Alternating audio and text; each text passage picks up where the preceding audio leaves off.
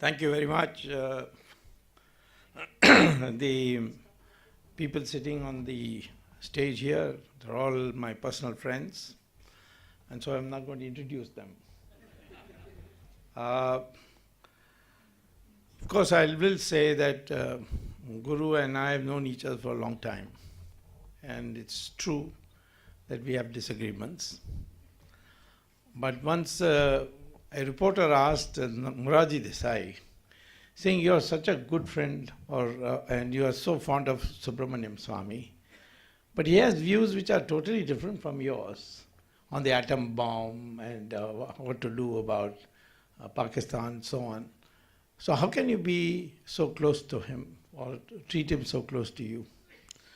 So he said, "Remember, if two people agree on everything, one of them is redundant."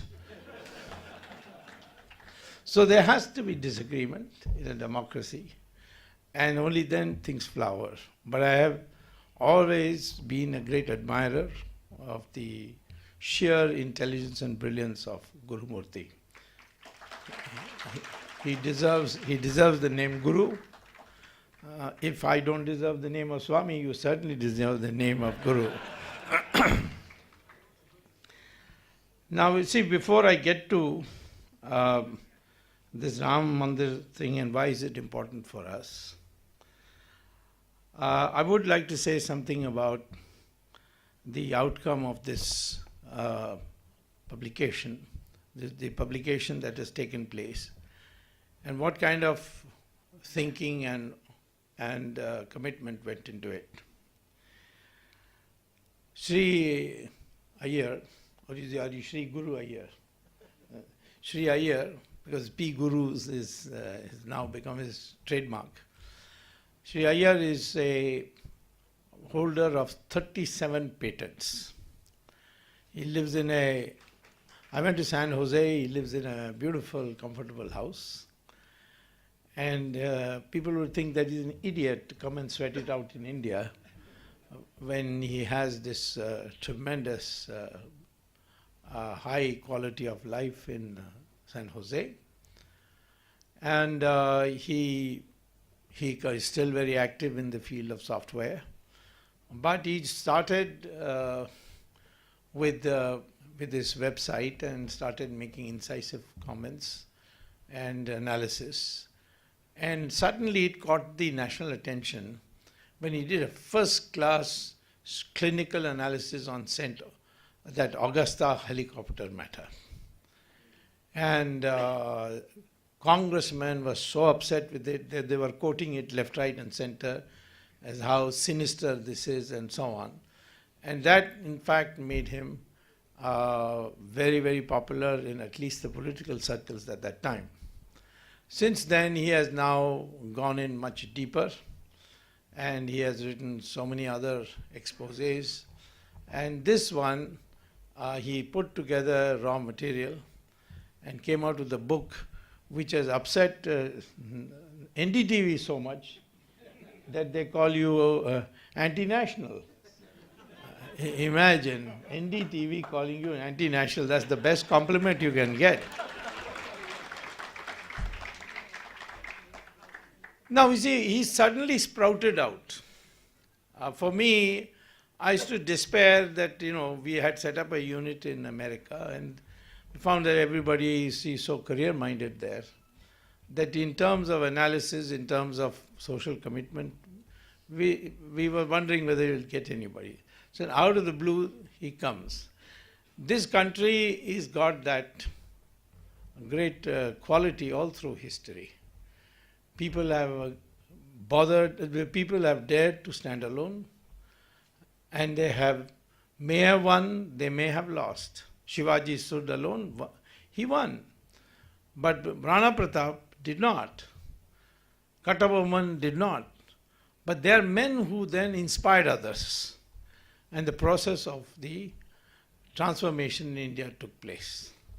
So I find that in standing on the stage, Jagdish Shetty looks like an innocent fellow, but he was earning a salary as a regulator in real estate in Bombay, which was filthy. Even mentioning it makes me feel vulgar. But he gave it all up, and he is devoting full time to VHS and seeing that I don't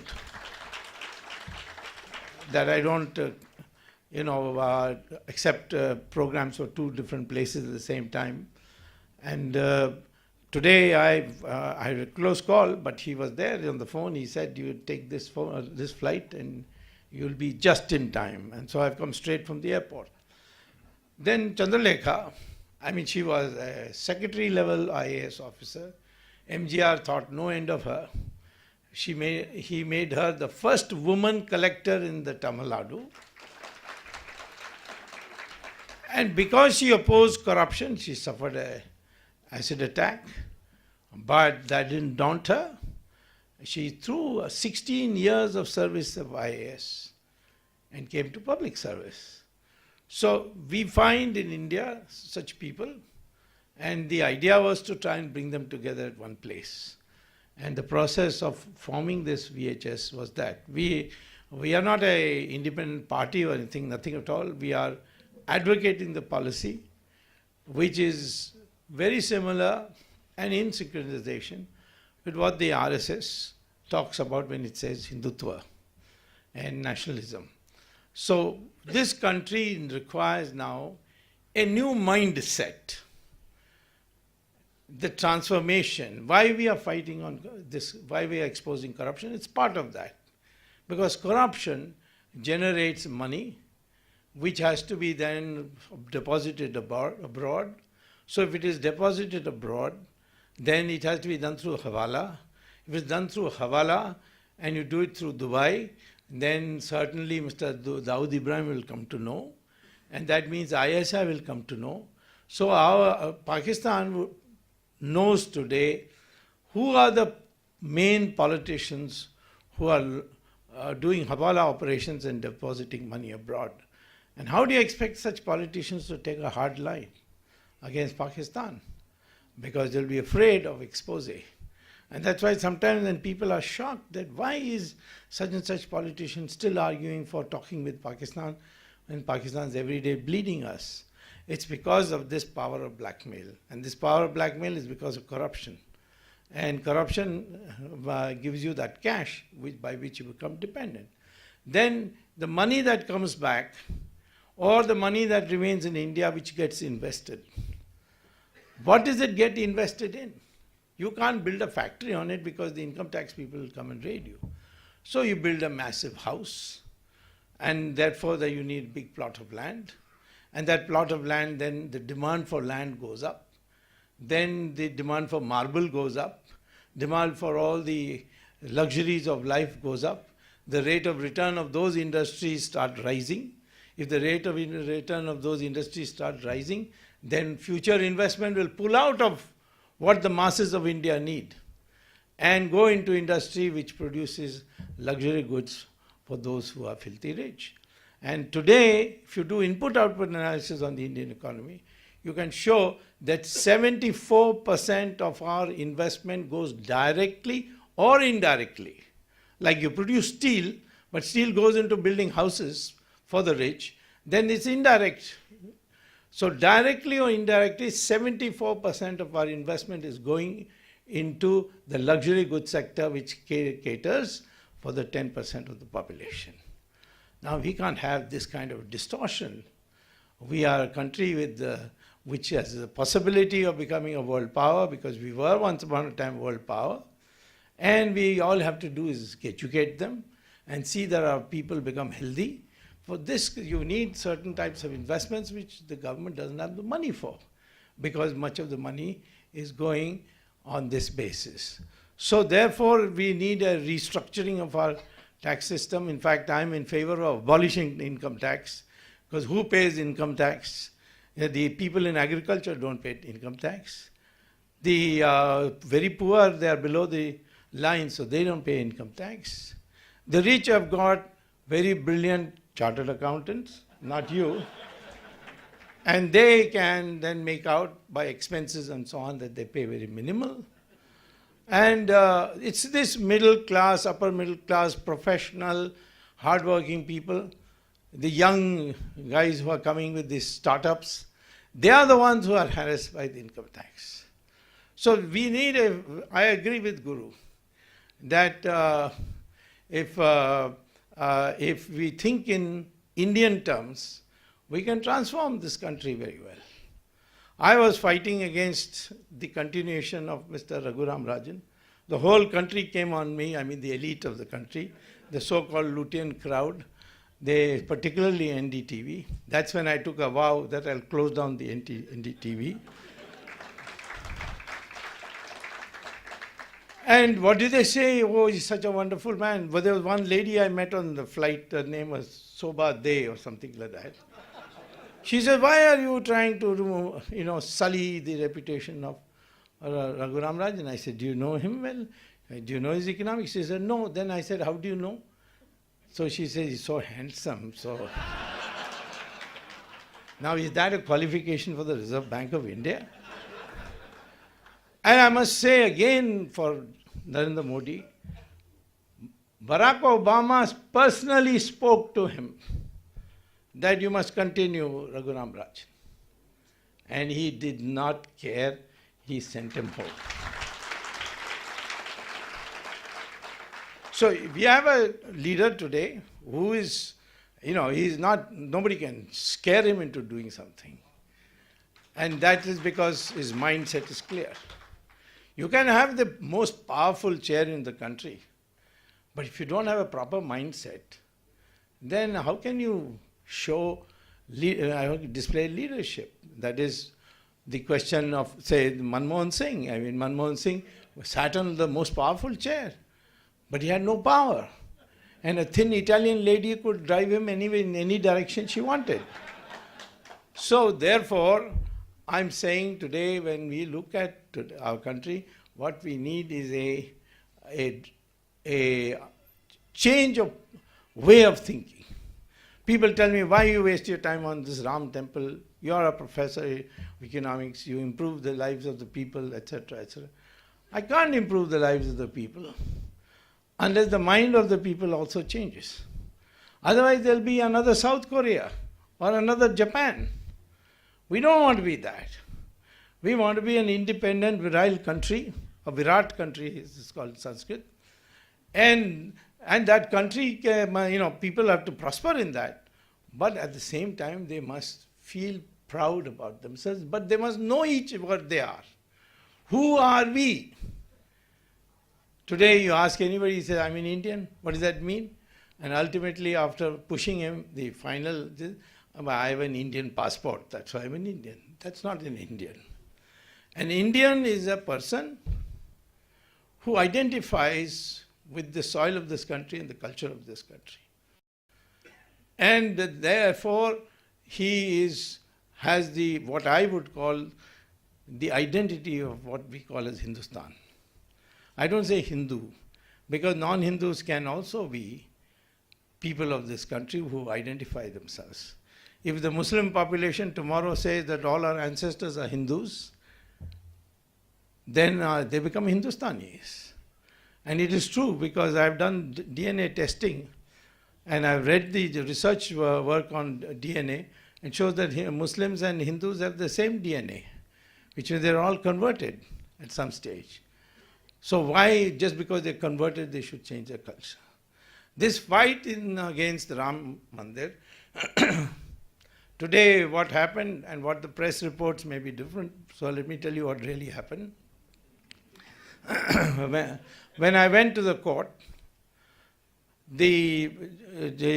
all the other Muslim petitioners, they came and screamed that, I had come without informing them in the last, the 2 Fridays ago, and, got the Chief Justice to say that he is ready to have this negotiated and he himself is ready to play a role.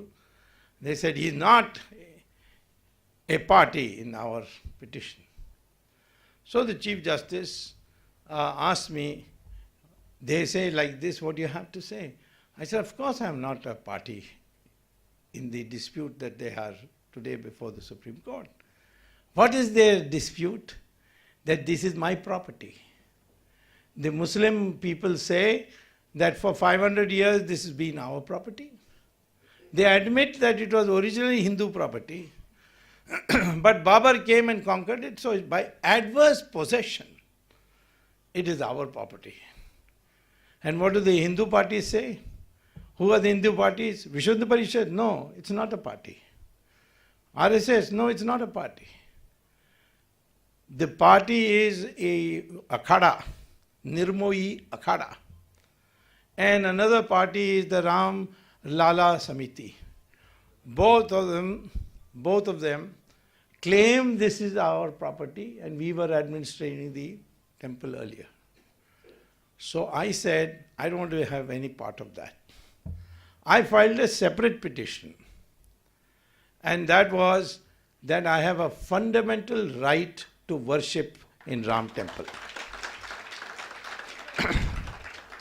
You'll be surprised to know that one of the mischiefs Narasimha Rao did. Narasimha Rao, when the masjid was demolished, his party demanded, it was demolished on what? On the 6th of December 1992. Narasimha Rao was then immediately being pressured by his party colleagues, and at that time I was holding a minister rank position on the GATT issue, on the GATT commission with Narasimha Rao. And Narasimha Rao and I used to meet every day and used to tell me what was going on. And he was being pressured to dismiss all the 4 BJP ruled states, Rajasthan, Madhya Pradesh, Uttar Pradesh and Bihar. So they wanted that dismissal to be done and president's rule to be imposed. He, of course, as usual, was very expert in buying time, and he did not do till the 7th of January 1993. That is almost more than a month after the demolition. And he told me why. I asked him, why are you delaying? He said, let these RSS people build a temple there, no matter how makeshift it is, and let it be there. And so on the demolished masjid, a makeshift temple was built, where puja is going on, archana is going on. They don't have murtis, they have photographs, which were originally inside the Babri Masjid. And they were put in there in 1949. I mean, they say God put it there, but the police FIR says that it was put together by people jumping over the wall in the night. So that temple puja is going on since January 7th, 1993. In 1994, the Supreme Court, there was a constitutional bench headed by Venkatachalaya, and they considered this question, what to do about it. So therefore,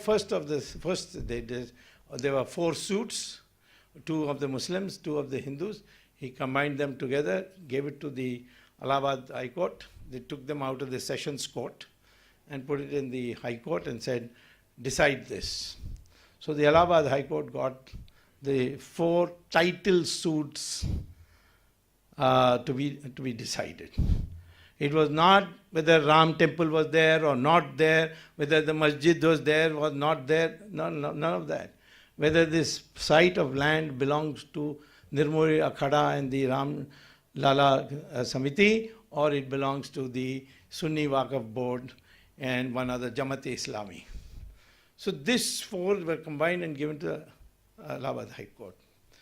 Then the question raised by the Muslim parties is, there is a temple there, puja is already going on, so you have to say something on that. Now, this constitutional bench judgment says that yes, there is a temple going on, and there is a question whether there in its place there should be a masjid or not. This paragraph 82 of the judgment. But we hold, the Supreme Court Constitutional Bench says we hold that a mosque is not an essential part of Islamic religion. Now what does that mean? That you don't need a mosque to read namaz. So they allowed the temple to continue. And the temple is every day doing. Of course, there are a lot of restrictions. There will be no further improvement, and there will be very strict security, etc. There will be nothing else will be added. So the UP government afterwards, and the BJP government after that never came till now. They had put all kinds of restrictions. There will be no shoe rack, there will be no water, there will be no lavatory, there will be no parking lot. If you want to come, come. Still lakhs and lakhs of people come and deposit 100 rupees as fees, and UP government has got 340 crores as deposits today of the Ramlala temple. Now, I went there, I found I had to carry my own chappal. So I went back and filed. That's how I first filed it, saying that you may have any proceedings you want, but I have a right to to hygiene. I have a right to have, to be able to worship without any obstacle, and at least perform the religious rites. So the Allahabad High Court upheld that and said, build a parking lot, build a chapel rack and all that sort of stuff. And then some party came to Supreme Court and got a stay. I tried to vacate the stay. That is the time they said, why don't you argue? You know so much about this subject. Why don't you argue the main matter? We will transfer your writ petition along with these suit appeals, and you can argue. And therefore, although I am not a party, I am still a person who has to be listened to for the argument on fundamental rights. Now, my fundamental right to worship is provided by Article 25 of the Constitution. And the article also says that your fundamental right is subject to morality, health, and order, public order. You can place restrictions on my fundamental rights only on these three grounds. And you can also challenge that you're not being given your fundamental right because there is immorality going on, or your public or the health is being affected, or that there's public disorder. So I went and said, if I don't have toilets, if I don't have drinking water, and I have to walk 2.5 kilometers in the hot sun through dust, then it affects my health. So therefore, you have to make amendments, give me direct that the UP government builds all these facilities. And if you build facilities, they become permanent. So therefore, the idea was, let's hear the whole matter. And I went and appeared, and the court took a stand that yes, we would like to, we very much want this resolution, but why don't you try? Why don't you try a compromise? I had, during Chandrasekhar's time, as law minister, I had assisted the process of a compromise and extracted a promise from the Babri Masjid Action Committee, Sri Shahabuddin, who was a good friend of mine also, that if there was a pre-existing temple, then we will give up the claim to Babri Masjid. And that is recorded in the white paper. But then after that, Chandrasekhar's government fell, and then Narasimha Rao's government came, and then this demolition took place. And you'll be surprised that when the Supreme Court asked the Narasimha Rao government, what is your solution to this problem? The Solicitor General filed an affidavit in which he said, if there was a pre-existing temple, then we will hand over the whole area to the Hindus to build a temple again. So that is a commitment of the government. So I tell Narendra Modi, you are committed. Because what happened is the Supreme Court gave Allahabad High Court a direction, find out whether there was a temple. So the Allahabad High Court asked the Archaeological Survey of India to give two names. So two names were given, B.B. Lal and one Keralite called K. Muhammad, both archaeologists, and they have worked on it by the most modern methods, including at satellite imaging and so on, and finally came to the conclusion that even today there is a huge Hindu temple there, Vaishnava temple, below the Babri Masjid, where the Babri Masjid stood, and that many of its pillars and all were used in the Babri Masjid structure. They built a tomb with the Babri Masjid structure. So now we have to give them, they have made a commitment. Now the court has said yes. So therefore the structure which existed in its place, now we should be allowed to build a temple. Now question then, what about the Muslims? Now I don't know why we Hindus have this habit of saying, what about the other side? But Muslims never bother about this. You go and ask them in Saudi Arabia, do you want to build a temple? They'll put you in jail right away. In Pakistan, they demolish temples. In Kashmir, where they are in majority, they have renamed the Shankaracharya hill as Sulaiman Hill or something like that. So, but what about that? There also, I spoke to the Saudi Arabians, and they said, what are you talking about? Masjid can be demolished, masjid can be shifted for a public purpose. So I said, can you give an example? He said, no, you go to Google, all the examples are there. And there are a large number of examples of Muslim countries demolishing the masjid. In fact, in Saudi Arabia, they demolished a masjid or a mosque built on the direction of Prophet Muhammad and built a toilet. So the UNESCO protested, saying, at least this masjid you should have left. They said, why? Because Muhammad built it. That means you are teaching us idol worship.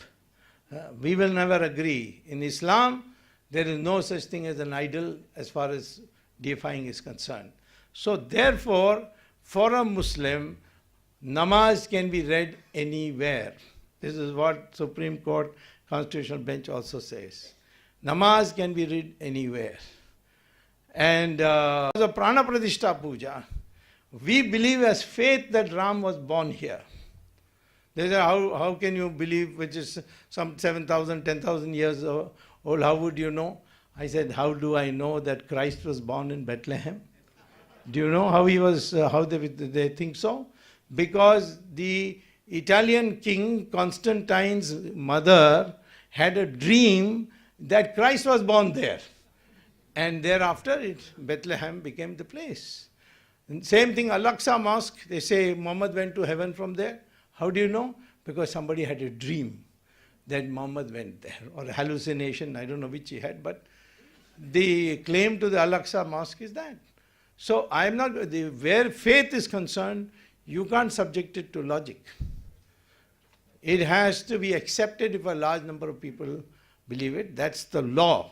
That is the law. It's not Hindu law, it's a secular law, that as far as faith is concerned, where people, large number, a substantial number of people believe something, then it is, provided it doesn't obstruct morality, doesn't obstruct public health or order, public order. So subject to those three things. You can't say this is my faith that the only way I can get a promotion is if I cut the head of my child. That, I'm sorry, is maybe some people believing in voodoo might think, but that is against the law because it affects the morality. So therefore the solution is very simple. There's plenty of land across the Saryu River where they can build a masjid. And as far as we are concerned, this be given over to us because this is where we believe is the where Ram was born. And the Allahabad High Court has accepted that that is the place where Ram was born because it is believed by a large number of people. It is against that they are coming here and appealing against the Supreme Court. Solution is very simple. If you want to find a compromise which is good for the country. If Hindus and Muslims sit down and say, okay, we'll build a masjid across the river, it's not too far from where the Babri Masjid stood, and you build your temple. What is the difficulty? But no, they say no, this is ours. And how is it yours? Because we conquered it. And how does the conquering make you? Because of adverse possession, you did not retake that. But under the law, even if you protest, the adverse possession law doesn't come into existence.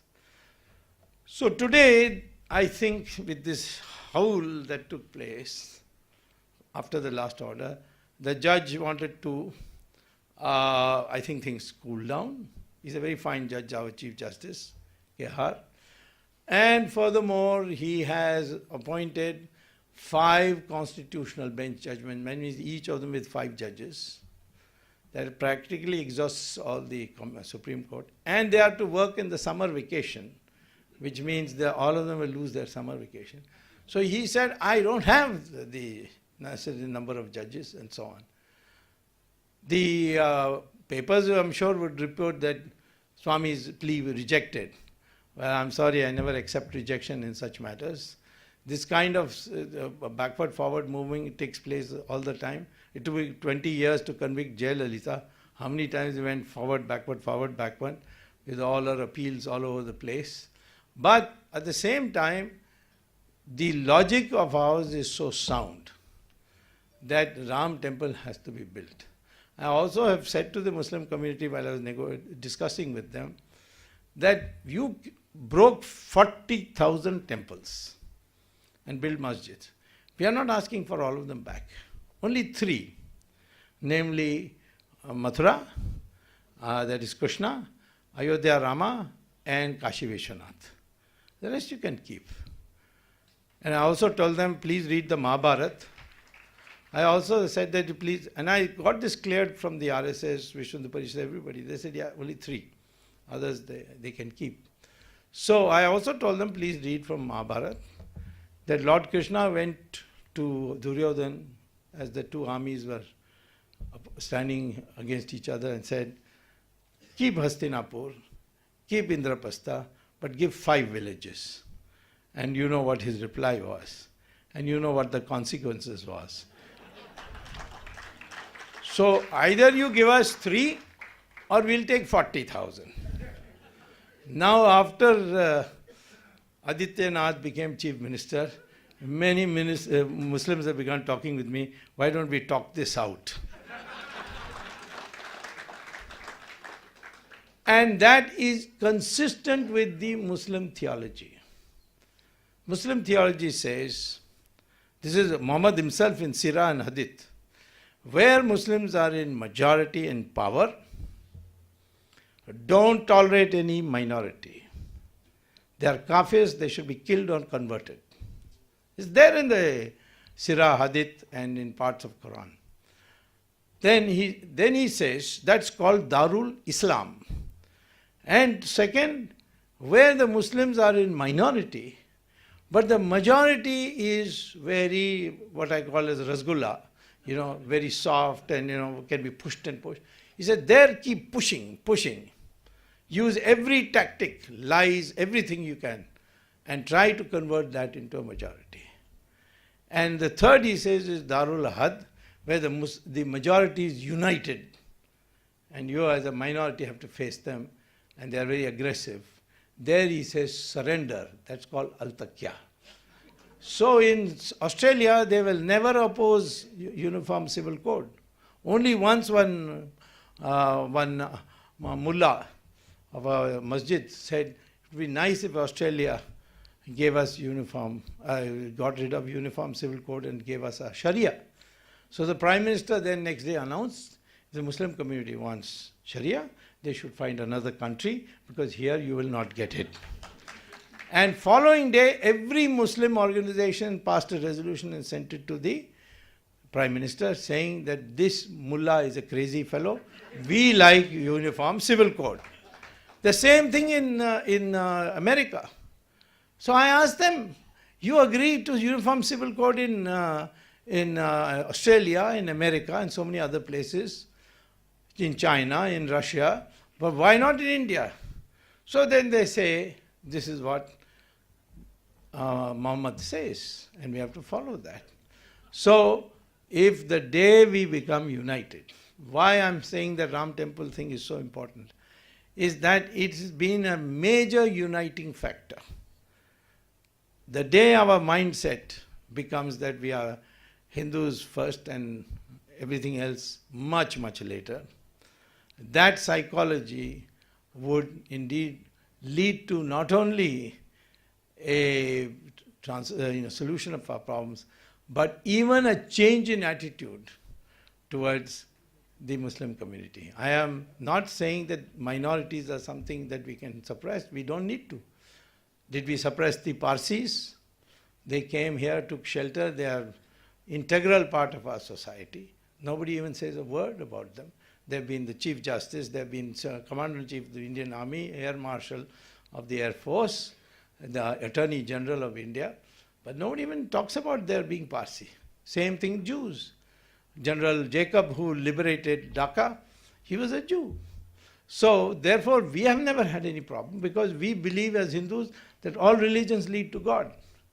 It's those religions which say my way or the highway, that is where the problem arises. And Christianity and Islam is like that.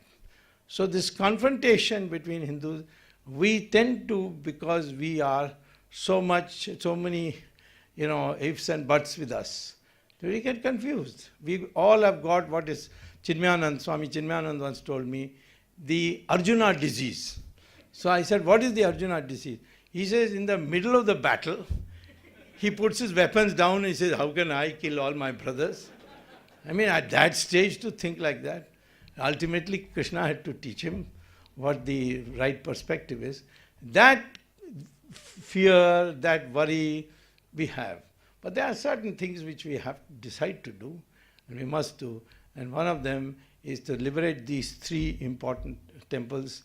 We are not against masjids being built. They can be built in other places. In Ayodhya, by the way, there are already 27 mosques. You go and see them, how much namaz is going on.